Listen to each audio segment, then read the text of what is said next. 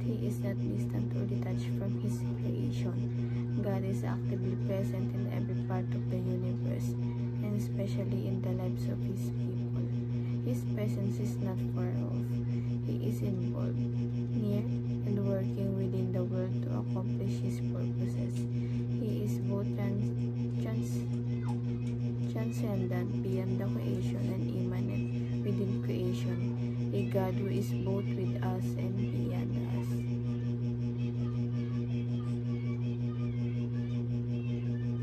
At ang Bible verse natin matatagpuan sa Acts chapter 17 verses 27 to 28. God did this so that they would seek Him and perhaps reach out for Him and find Him, though He is not far from any of us.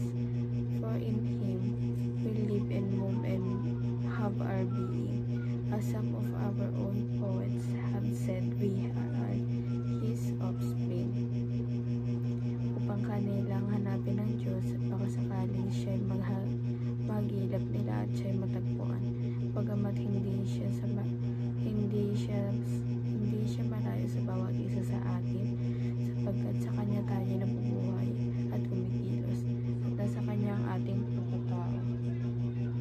Tulad ng sinabi ng ilan sa inyong mga makata, sapagkat tayo rin ay Kanyang supling. Ang teachings natin number 1, God's immanence means He is always present. Ang ibig sabihin ng immanence means He is always present, na totoo naman na never naman siya naging absent para sa atin. Lagi siyang present. Although hindi talaga natin siya nakikita, hindi natin na yung presensya niya. Although hindi natin siya nakikita, pero yung presensya niya nandito sa atin. Malapit siya sa atin, yung present siya palagi. Alam niya kung kailan natin kailangan ng tulong dahil nandoon na agad siya para sa atin. Number 2, God is working for good through our struggles. Ito po, ating Panginoon, God, working for good para sa ating mga struggle, para sa pagtime na nahihirapan talaga tayo, diba? Andyan siya para tulungan agad tayo dahil present siya nga palagi. Alam niya kung kailan natin siya kailangan, diba?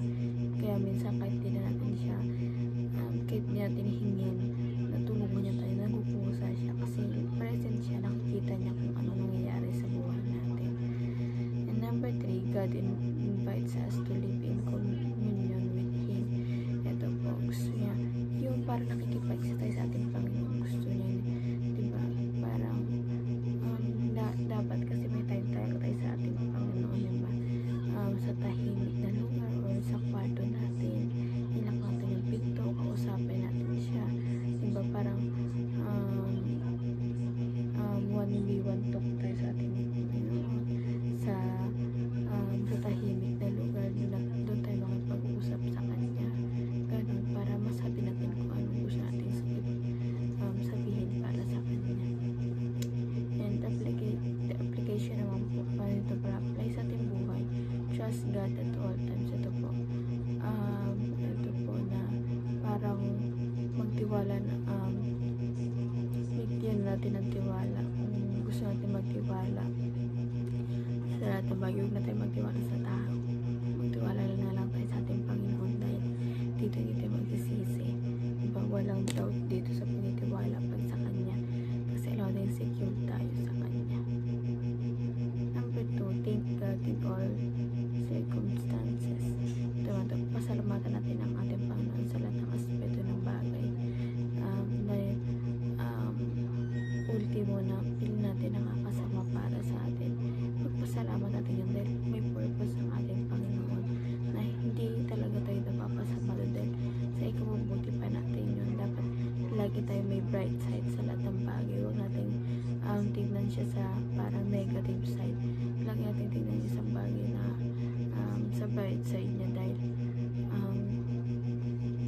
hindi naman tinalo